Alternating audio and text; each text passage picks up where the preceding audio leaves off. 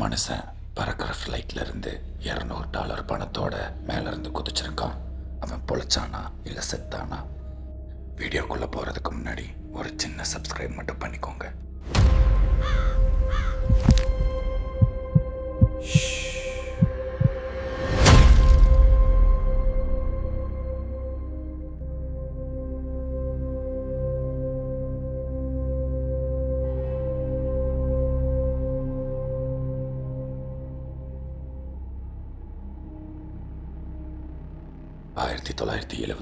November 24 அன்னைக்கு யூஎஸ்ஏல இருந்து ஒரு ஃப்ளைட் கிளம்புது. அதில் ஒரு பேசஞ்சர் கூப்பர் அப்படின்ற ஒரு மனுஷன் அந்த ஃப்ளைட்டில் ட்ராவல் பண்ணிகிட்டு இருக்கான்.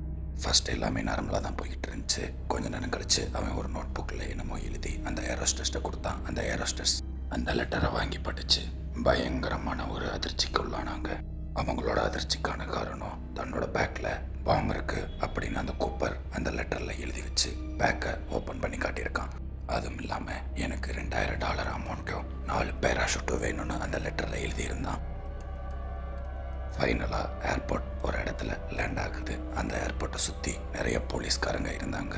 அங்கே இருக்கிற பயணிகளெல்லாம் அரெஸ்ட் பண்ணி வச்சுருந்தாவன். கொஞ்ச நேரம் கழித்து அமௌண்ட் கிடைச்சதும் அந்த பயணிகளை ரிலீஸ் பண்ணிட்டான். உடனே அந்த ஃப்ளைட்டை டேக் ஆஃப் பண்ண சொல்லியிருக்கான். டேக் ஆஃப் பண்ணி அந்த ஃப்ளைட் ரன்னாக இருக்கிற பேவும் மேலேருந்து குதிச்சு அந்த பணப்பையோட மேலேருந்து குதிச்சிருக்கான். அதுக்கப்புறம் சர்வேலன்ஸ் டீம் அந்த இடத்த மார்க் பண்ணியிருக்காங்க. அப்போ சரியான மழையாக இருந்துச்சு. அந்த இடத்துல போய் சர்ச் பண்ணி பார்த்துருக்காங்க.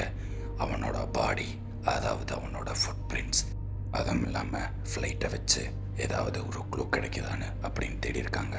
பட் அவங்களுக்கு எந்த ஒரு க்ளூவும் கிடைக்கவே இல்லை.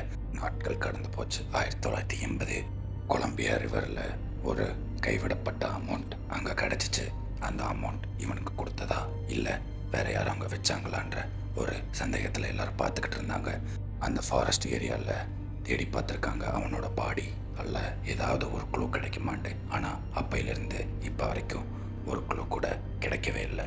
இந்த கூப்பர் யார், எதுக்காக ஹைஜாக் பண்ணனா, அந்த அமௌண்ட்டை எடுத்துகிட்டு எங்கே போனால், இப்போ வரைக்கும் பதில் கிடைக்காத ஒரு மர்மத்தில் ஒன்றா இந்த கேஸ் விளங்குது. இந்த கேஸை பற்றி உங்களோட கருத்தை மறக்காமல் கமெண்ட்டில் சொல்லிட்டு போங்க. அண்ட் அதுவும் இல்லாமல் இதே மாதிரி மிஸ்ட்ரி அன்சால்வோட க்ரைம் கேஸை பற்றி தெரிஞ்சுக்கணுன்னா நம்ம மிஸ்ட்ரி ஃபைல்ஸ் தமிழ் சேனலை மறக்காமல் ஃபாலோ பண்ணிக்கோங்க. நாளைக்கு ஒரு வீடியோவில் பார்ப்போம். அது வரைக்கும் பாய்.